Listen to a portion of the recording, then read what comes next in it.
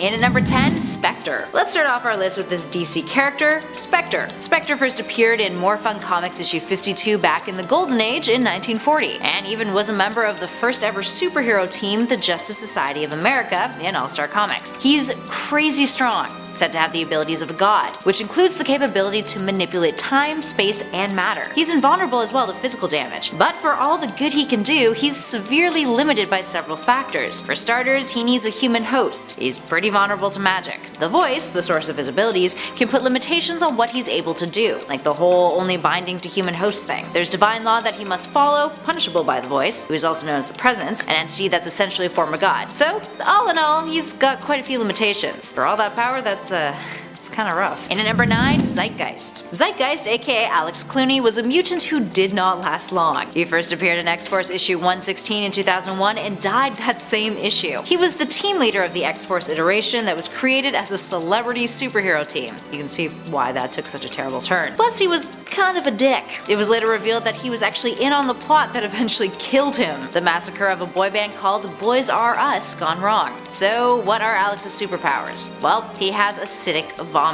Yup, meaning he can only attack others when having a tactile chunder. His suit was also specially designed so that it wouldn't cause him harm, with him wearing a protective mouthpiece. While he was quick to bite the dust for other reasons, being able to only attack others with your vomit ooze isn't overly ideal as a power, now is it? He also got dead in a pretty brutal way, so there's that. Up next, number 8, Shazam. There's no doubt that Shazam has a ridiculous amount of power. Dude has rivaled Superman before. He's got a lot to offer. But there is one fun little restriction that keeps him at bay. The fact that in order to summon all of his powers, he needs to say the word Shazam. Otherwise, he's just Billy Batson, a regular old boy. This can sometimes prove to have dire consequences, as seen in the Forever Evil story event back in 2013 and onwards. Alexander Luthor on Earth 3 was the Shazam of that Earth, known as Mazaz. An alternate Earth Lex Luthor was able to use his voice, which matched up with Alexander's, to cause him to transform out of his Shazam-esque state, leaving him incredibly vulnerable. Number 7. Geoforce. Geoforce these days is best known as,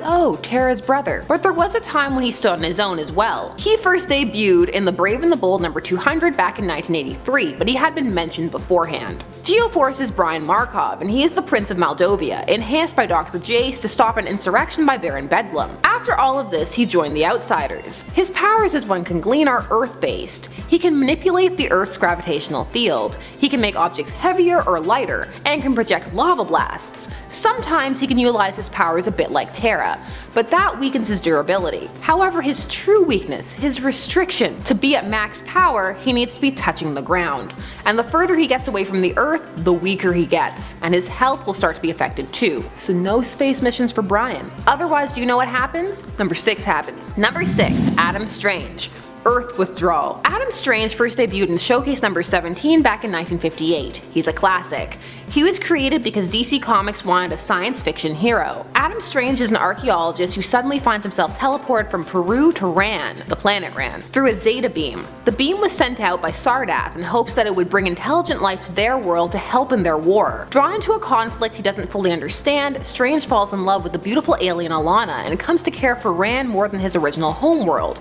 Here's the thing though, he physically can't stay on Ran for as long as he wants for a variety of reasons, or couldn't rather. Initially he would sometimes just randomly be teleported back to Earth, most often in times of narrative inconvenience for maximum drama. Cliche, but it worked. Also, the environment of Ran, well, it's not conducive for human health. If he remains on Ran for more than 1 year without returning to Earth, at some point, he'll die. Makes his marriage a little complicated, but not too much. With modern DC tech, it's just a hop, a jump, and a teleport away. Still, the kind of thing you might forget.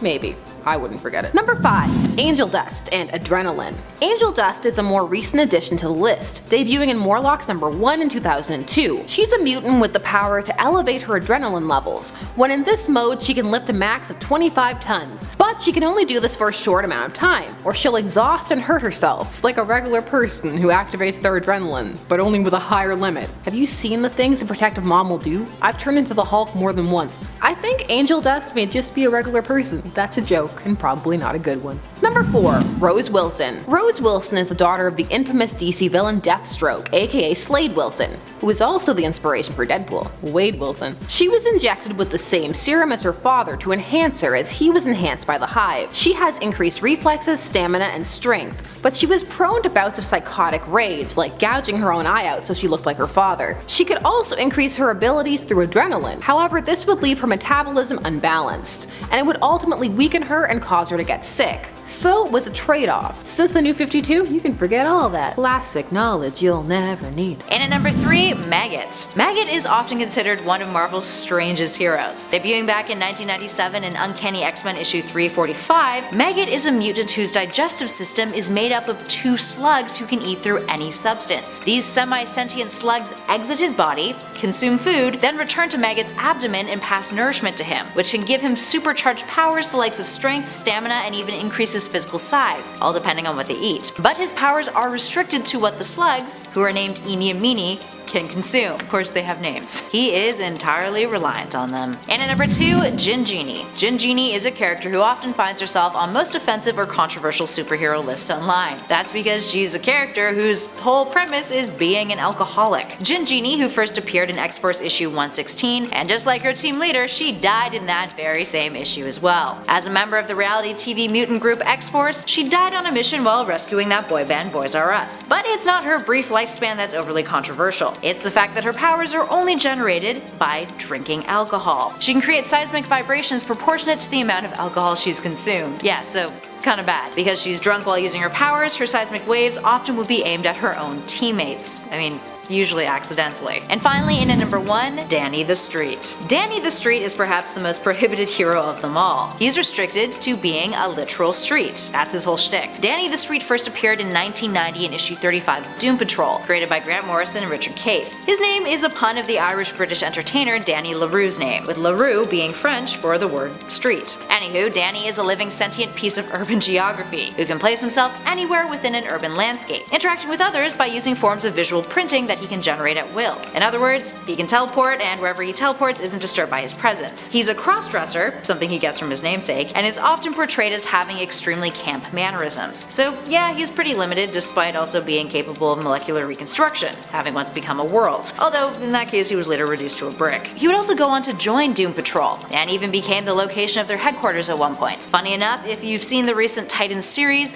the Doom Patrol mansion is actually located on Danny Street. Easter eggs. Number 10. Thor, aka Donald Blake. So this is a classic weakness and involves his hammer, from the early days of Thor, and it was part of Thor's punishment. So back when Thor first debuted in 1962, he was cast down into the body of Donald Blake, without his memories, but his hammer was cast down too in disguise as a walking stick. And when Blake picks it up and strikes it down, he becomes Thor. It was later retconned that Thor and Daniel Blake were always the same person, which was definitely necessary, because if not, it would have been some Castiel level terrifyingness. Here's the thing, initially if the God of Thunder was separated from his hammer for more than 60 seconds, he turned back into Donald Blake. Also, if we were early enough, he also forgot he was Thor. Those fights must have been really awkward. But for the most part, it was just a weakness to place his foes on a more level playing field against a god. Yeah, the 80s and Simonson's run really revolutionized the character by finding the perfect balance of Earth shenanigans and godly happenings for Thor. In my opinion, the Asgard stuff for Thor is way more interesting. It's better than him just hanging out with us lowly mortals. I do that every day. I want to read about something else. Number 9. Green Lanterns and the color yellow. Going back in time once more to Green Lantern and the Silver Age, we're leaving Alan Scott alone and talking about Hal Jordan and beyond. That is until the whole parallax thing retconned it. Well, it started earlier actually, with the destruction of the central power battery and Kyle becoming Ion, and it was a whole thing. Then it became, oh, it's an imperfection. Long story short, it just felt like they were embarrassed by this weakness and wanted to make it cool. I loved the yellow weakness, so the rings just wouldn't work on anything yellow colored, and that involved Hal's force field. There are some great Hal getting knocked out by yellow objects panels, like people throwing lamps at him, that time from the actually really sad arc where he knocked himself out in a yellow sign and then the story was called The Sign. And then there was the more modern and meme-tastic yet awful All-Star Batman and Robin, where Batman painted an entire room, everything in it, himself and Robin yellow, so that Hal had no recourse. It was glorious. Now new recruits start off not being able to affect yellow, but with training they can overcome.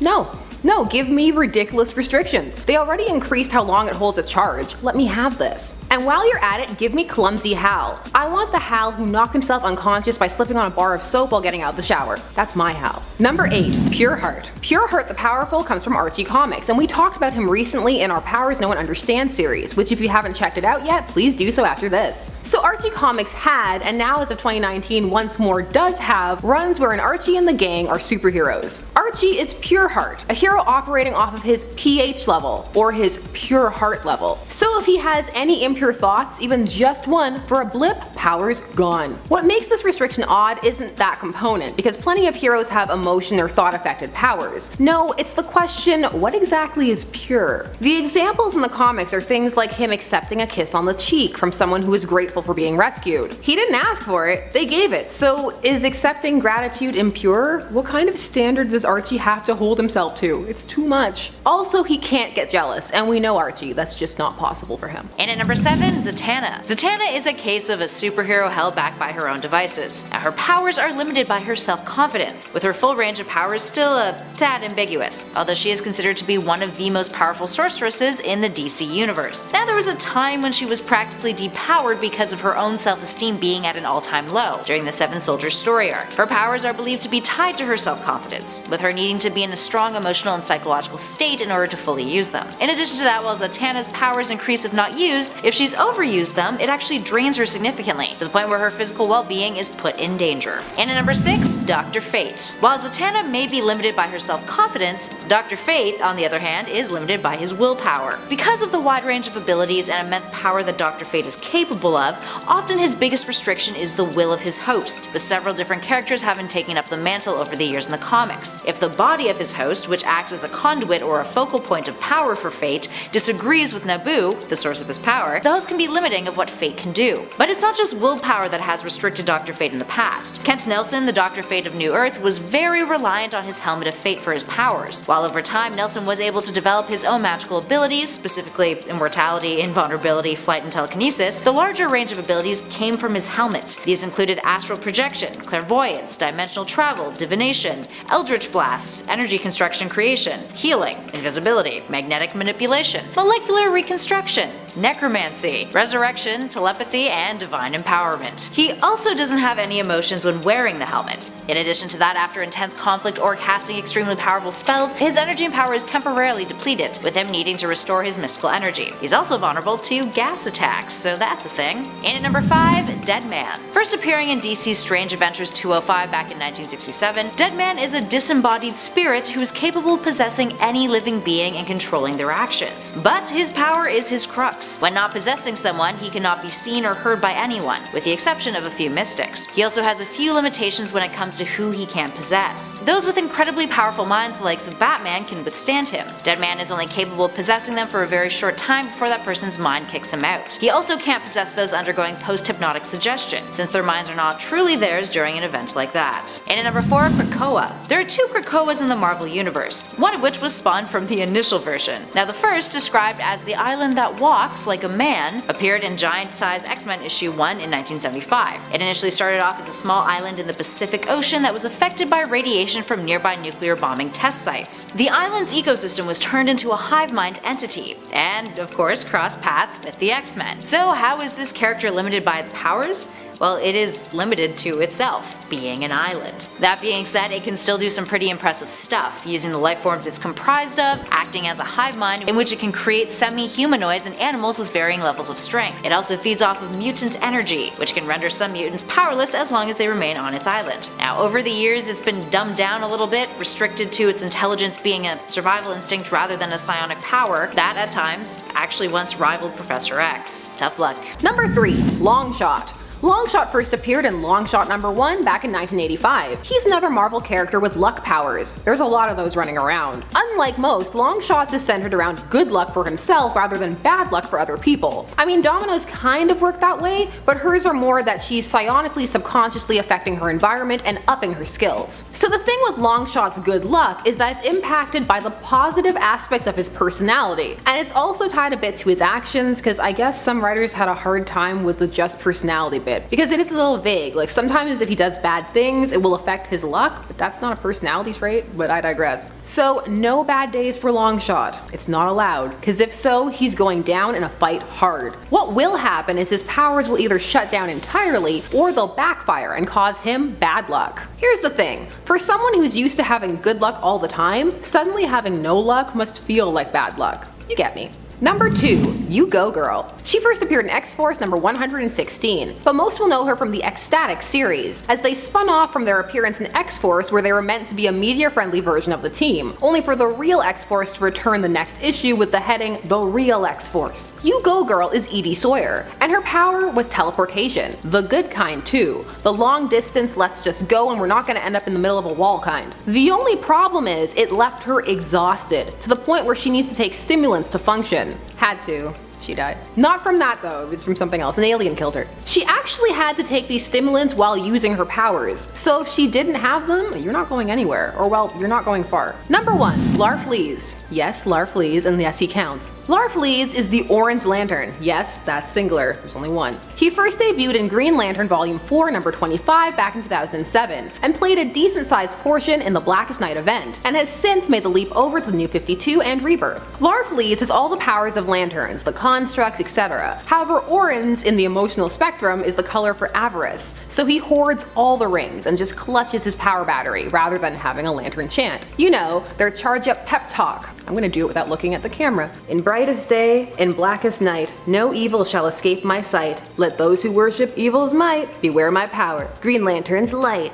I'm a nerd. His creed instead is just mine. Larfleeze would undoubtedly be more heroic if his natural inclinations towards greed weren't being increased by the power battery. His very source of power is his restriction. Sad.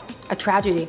Number 10, Alan Scott and Wood. We're going back to the Golden Age for this one, and back to the first Green Lantern. Green Lantern first debuted in All-American Comics number 16 back in July of 1940. He got his powers from a mystic meteor, which is found by him, Alan Scott, a young railroad engineer. It tells him to fashion a ring, which he does, cause you do what glowing rocks and things on fire tell you to. He uses his powers to take on crime. It is then that he learns that his weakness is wood. He can create a force field, but wood and clubs, he's down for the count. Also, this used to extend to plant-based objects, but it had to quickly get specific, cause well, that's a lot of things. Why was his ring vulnerable against wood?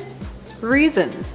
Initially for tension, otherwise I mean who could beat a man with a magic ring and the confidence to wear a costume made of that many colors. Later the idea was introduced in an Elseworld story, Superman and Batman Generations 2, that the weakness was a mental block. To which I say, sure Jan, just like the yellow weakness. Now this was the Golden Age, so of course it needs to be regarded differently, but you know what didn't happen in the Golden Age? Our number 9. Number 9, Power Girl and Unprocessed Materials. Power Girl has an intriguing history. She first appeared in All-Star Comics number 58 back in 1976, and is Superman's cousin Kara Zor-El from an alternate universe. She was initially from Earth 2, the realm that was said to house the Golden Age wartime heroes. This had been created to explain the differences between the Golden Age and the Silver Age. However, over time she has been phased into the main verse, or well, she was. Since Rebirth, she's kind of been trapped. DC has long had a problem with deciding just how to portray her, which has resulted in some fluctuations in powers and weaknesses. At first she was all Kryptonian, but post-Crisis on Infinite Earths where she survived an event that was meant to clean up the timelines and all confusion, which actually caused more confusion, and resulted in incidents such as 1997's Supergirl Volume 4 number 16, wherein she proclaimed sticks and stones can really break my bones. Why? Because they didn't know what to do.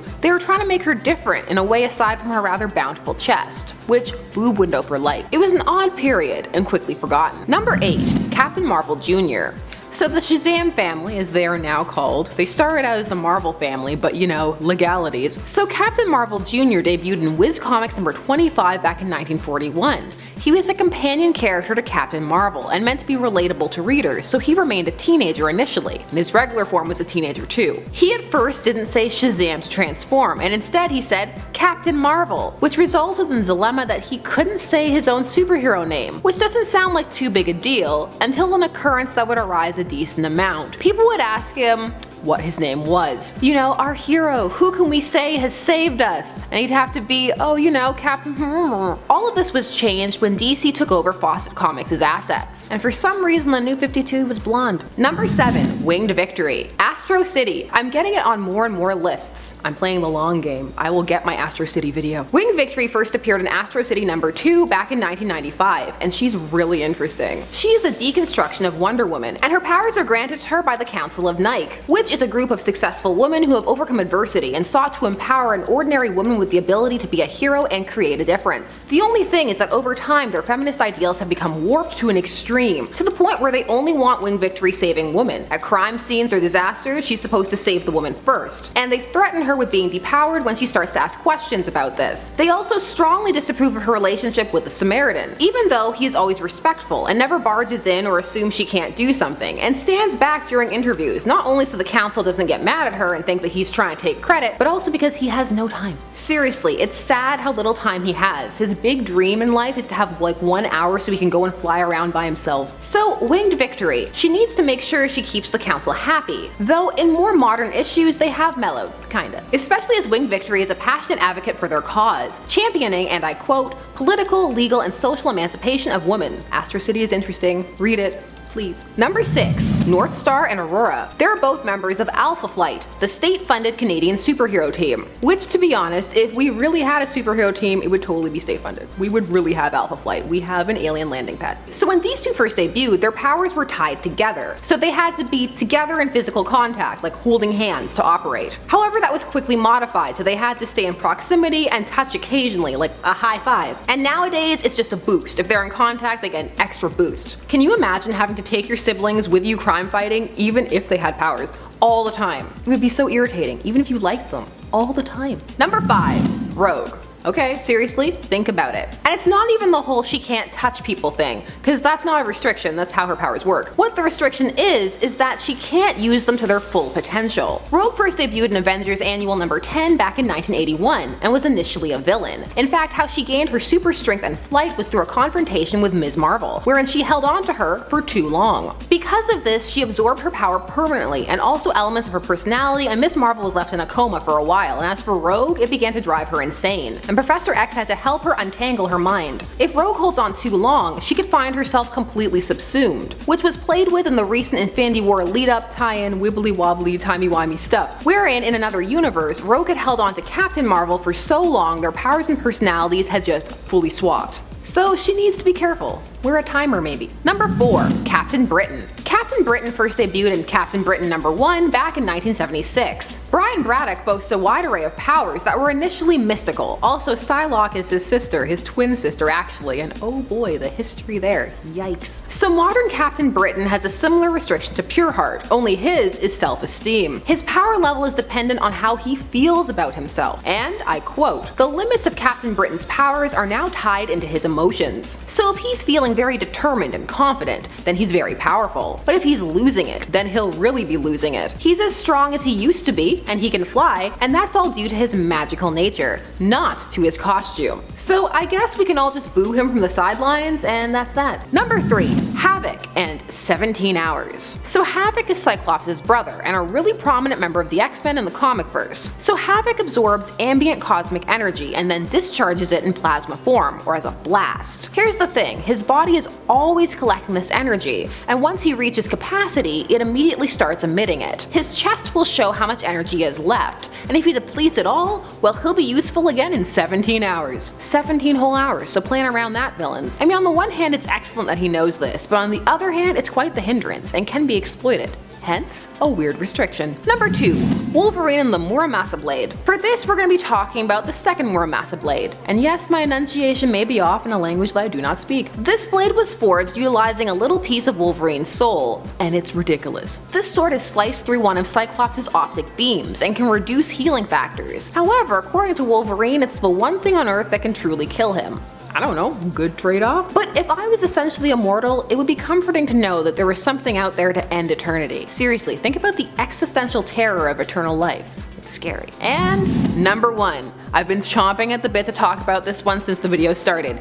Cookies. Martian Manhunter and cookies. I mentioned Martian Manhunter's love of cookies on the scary alien superheroes list we did, and now I get to elaborate. John Jones loves Chocos, which are 100% not Oreos because those are trademarked. These chocolate cream-filled cookies are completely different. This all happened during John's time on the Justice League International. At first it all seemed cool, they were his favorite snack, okay. But then Booster Gold and Blue Beetle pranked him, buying up the whole town's supply of Chocos and then stole the ones he already had. And while John went into withdrawal and turned into a literal monster, his intellect even lowered and he became very Hulk-like. The team had to lead him to the cookie stash, and he ate them till he returned to normal. Batman then discovered that a chemical in the cookies acted like a narcotic in Martians, leading to the great line, "You're a junkie, a Chocos junkie." Now some say this never happened as John was narrating it, but to them I say, how dare you. Also, the JLI are fun books, read them.